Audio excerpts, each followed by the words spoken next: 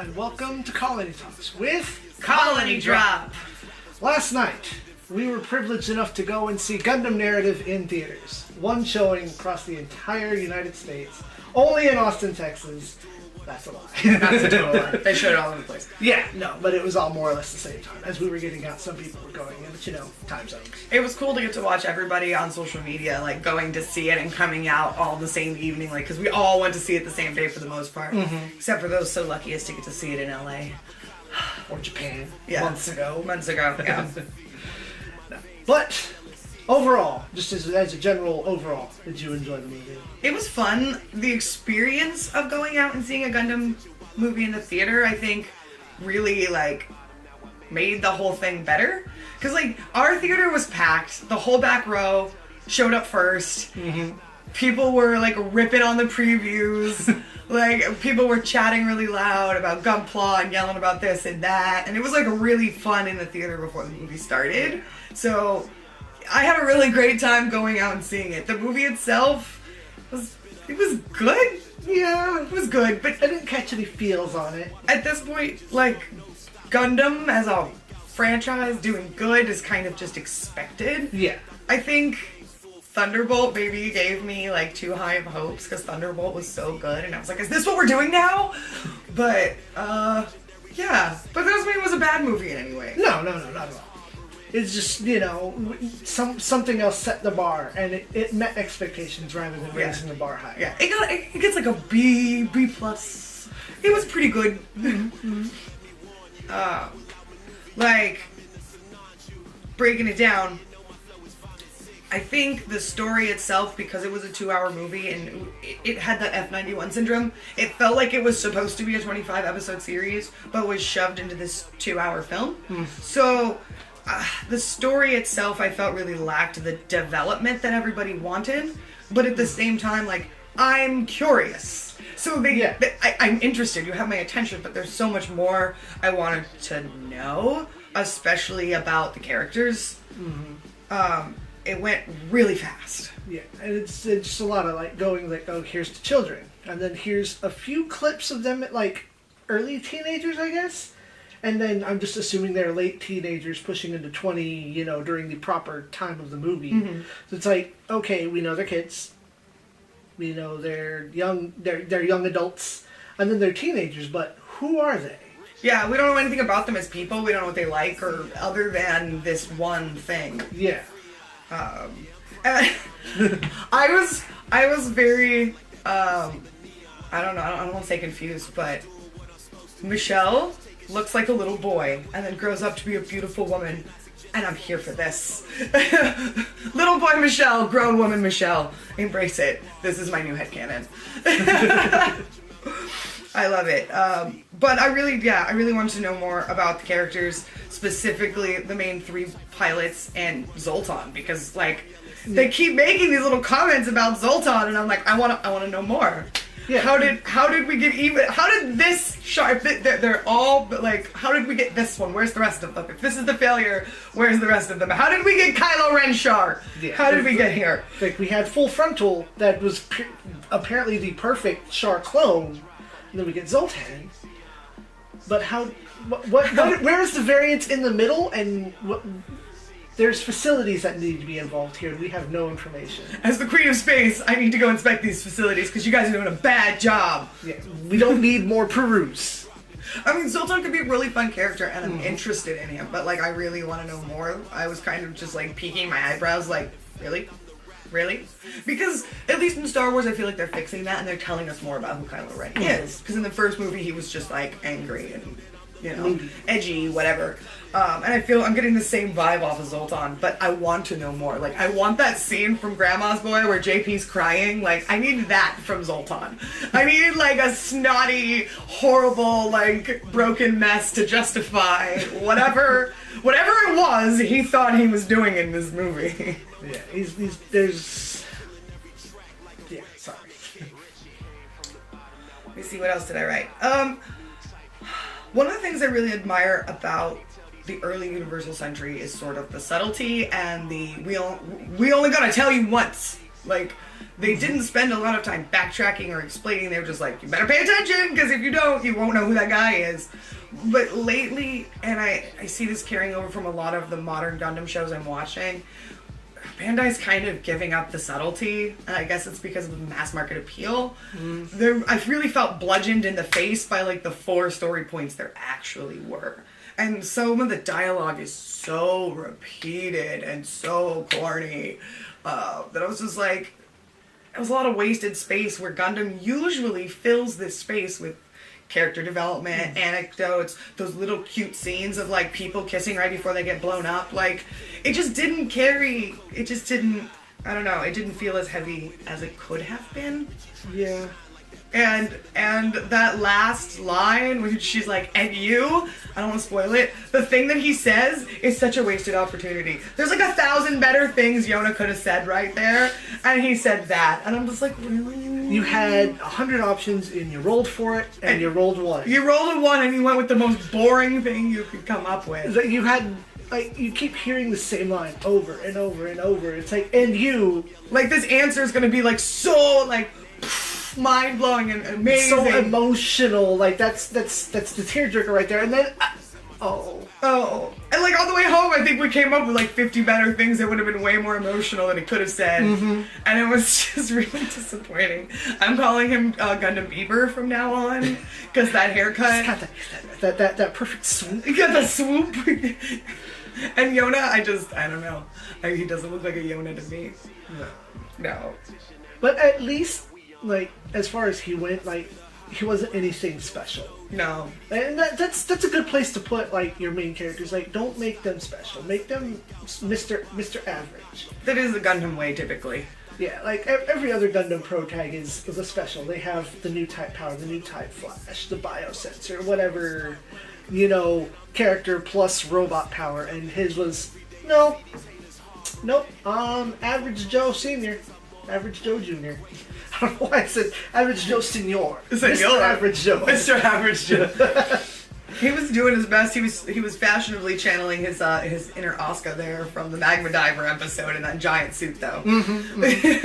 I was feeling some references there. Yeah. As far as like the animation quality went overall, I think it was preposterously obvious when the big fight was about to come, only because for the 4 minutes leading up to whatever the big fight was about to be, the animation quality like just drops off. Just like really bad. There were some scenes, like close-up shots, where I just started bursting out laughing because of like how funky the animation quality got. And they're probably just the pickups, and I hope that they'll be replaced on the Blu-ray. The one time I think I actually noticed that when it stood out to me, there's a scene where Michelle and the guy with the glasses. I can't remember his name. Yeah, with the silver hair. Yeah, they're talking in a hall, and she's moved, her hair is moved, and then she stops in place in zero gravity, and her hair just freeze frames. It's like, shouldn't your hair be like drifting still? Shouldn't it have moved in a direction? Your hair's not just gonna stop. And I think this is what I'm saying. I feel spoiled by Thunderbolt, because in Thunderbolt we didn't have those problems. No. The girl stopped and her hair would keep moving the whole scene. They've put the bar in a place between Origin and Thunderbolt. I feel like that it's really hard to come back from. Yeah, but those were like 15-minute episodes each, so it's like they came out every 3 months. So it's like, here's big budget 15 minutes. Yeah, and then here's your low budget 15 minutes. Yeah, so I think hopefully when the Blu-rays of that come out, there's a lot of added. Just a little cleanup. Yeah, definitely some cleanup. And then there was a special bit right before the movie started where they're going over how everything is still like hand drawn. At least like the line art's still hand drawn, hand traced For the robots. For a lot of the things, but yeah, mostly for the robots. And they were cutting in footage throughout the actual movie of Gramps and Zeta and Double Zeta and Counterattack. Now I can see Counterattack, you want to keep those particular scenes because of the scenes they were using, but everything else when they're doing like the mecha and the character cut-ins, those could have been redrawn. Yeah, I totally agree. It was really jarring that they cut in this really grainy 70s animation. And like, they do it in Dragon Ball too, but they typically only do it in the TV show, where I find it forgivable. But this is a theatrical release movie, and it would have been really great, because in some of those you got to see older characters, and I really would have loved to see those older characters redone in the new style animation. Yeah. Because it doesn't take away from the old scene, but it really adds a layer for the older fans to get to see that. Yeah, I don't think there's much of an excuse because they do it plenty for Robot Wars. Like, they still keep the same style, but they retrace it. It's new. It's brand new. The cut-ins, they're not using old stuff. They're using new stuff. So if they can do it for, you know, a $60 Super Robot Wars game, why not a high budget in theaters Worldwide release. Yeah, definitely. Something they were planning for this far in advance. It just, it seemed a little corner cuttery. But, you know, that's just kind of the way it goes. But on the other end of the spectrum, like, the battles are getting so smooth now, which is something that I loved about Unicorn. But at the same time, they're almost getting too fast. I had a really hard time really keeping up with where everybody was. And that can be both good and bad. On one end, it's bad because I kind of got lost in the middle of the battle. But on the other end of the spectrum, that adds to the viewer's sense of the chaos and the struggle, and they don't know what's going on, and there's laser beams everywhere. And that, so that kind of went both ways. Getting to see it go so fast and so smoothly was really satisfying, but also made it really difficult to know what's going on. This could increase its rewatch value though, so you could pay closer attention. Yeah, definitely. To who's doing what, and unfortunately a lot of the suits are the same colors, and one of the big fights is all in the clouds, and so it's really difficult. Yeah, it's like everybody had like that navy blue, dark blue, kind of dark green color scheme going on, except for the mains, which they want them to stand out. Right. But they're both white, so it's like when they're tangled up, It's a little, it's like, wait, what's going on? unless one of them is glowing, which one's which? Come get some of this glowing. Yeah, I was actually surprised that Sinanju-san had some glowing. That kind of, it was just barely there. You could barely see that it had its own little glowing in the around the cockpit doors. Yeah. A couple of them had some when they were glowing. The cockpit doors were glowing, which was, I guess, to help denote them in the chaos. You know, their new type, their psycho frames are totally active right now. Yeah, he's powered up. But then, of course, the most important thing about any Gundam show is the robots. Yes, robots. The robots, oh my goodness. Yeah. I mean, like so many other people, everybody loves the Sinanju sign before we even, like, really knew what it did. Yeah. It's a glorious robot, and I honestly think it's one of the few robots that looks better in kit than it does on screen. Probably so. Just because the way the white and gray, like those really muted colors just animate, they don't animate as fun against all these other poppy colors and the glowing. It's just like this really matte, muted color, which is aesthetically why I was drawn to it in the first place. But especially in that fight in the clouds, it's hard to see it white gray against whitish gray clouds. It doesn't really stand out, except for that glowing. Right. Which that's an opportunity to find some nice bright panel and markers. And I mean, if you think about it, what we're saying about them disappearing, it actually is good in a combat sense, because at least they're camouflaged. Unlike, you know, bright pink and purple. I love pink robots, but like when you're in space, a bright pink robot's gonna stick out, but grays, blacks, blues, they're gonna vanish in space. Yeah, so definitely. And then you've got the Scarecrow, as they nicknamed it. The narrative. The narrative with all its stuff off. Yeah, so that first, the big, bulky giant pack, that's its own high grade, but that's expensive as heck. The box is about the size of the Kshatriya. Oh yeah, I'm not surprised. It looked enormous. Like, I would assume it comes out the size of, like, a Deep Striker. It's pretty close. As far as if they were on scale to one another. Yeah, no, but the at least, like, the physical length from those claws when they're fully extended to the back of the boosters, it's about the same size. That's really it's ridiculous. And then the second sighting of it when it's in the colony, that's a P-Bandai release. But the third form that we see there at the end, that's going to be a regular release coming down the line. A lot of people are nicknaming that the Sushi Gundam. The Sushi Gundam? Because it's got the pink cycle plates on it when they're active, and the way that they're like molded and the way that they look against the white plastic under it. It looks like a piece of sushi! Delicious! I'm so here for this. And there's a lot of the Mook suits are getting like re-released suits, but you know, P-Bandai junk, you know, the Sinanju sign's readily available. I think the only one that's an outlier besides the Phoenix is the one at the end that our new game plus character comes through. Right. Right. I heard it, like, I think our friend that got you the plus box, that he had said something about a something his name custom, and I only heard that passing, like, oh, and then I just moved on. But I haven't seen an announcement for that yet, but I also don't keep my finger on that pulse. Yeah. So now that it's had its international release, if they haven't announced it yet, I'm sure the prototypes could be coming soon. They're not going to miss a chance to put that kid out because everybody in the theater just wanted to see that character. And then I didn't understand that. It's like, oh, he's here. And I'm like, okay, he's here. And I'm glad his presence was so, like, not major. Yeah. Like, he wasn't a defining factor in the situation. He was just like, okay, I'm going to have a few critical shots here to keep this going.